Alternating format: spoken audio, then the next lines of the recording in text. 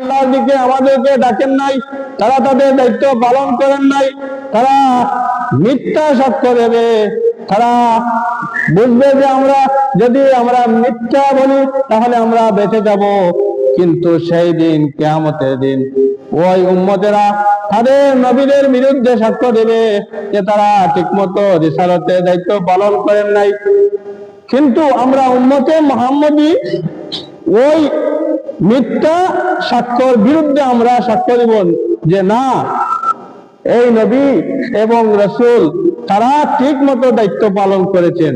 আল্লাহ বলবেন যে তোমরা কিভাবে বুঝলি? তোমরা তো একেবারে শেষ প্রান্তে এসেছো, তোমরা একেবারে শেষ প্রান্তে এসেছো, তোমরা কিভাবে জানো?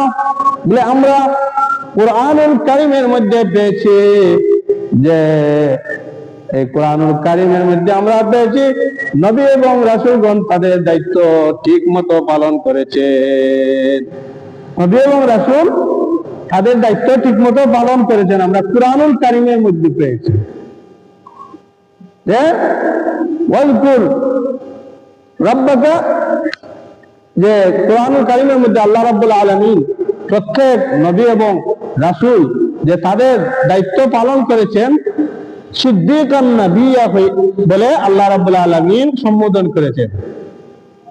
আল্লাহ রাব্বুল আলামিন ইব্রাহিম আলাইহিস সালাম, যে ইদ্রিস আলাইহিস সালাম, মূসা আলাইহিস সালাম, এইসব নবীদের ব্যাপারে সিদ্দীকান নবিয়্যা বলে উল্লেখ করেছেন কুরআনুল কারীমের মধ্যে আছে।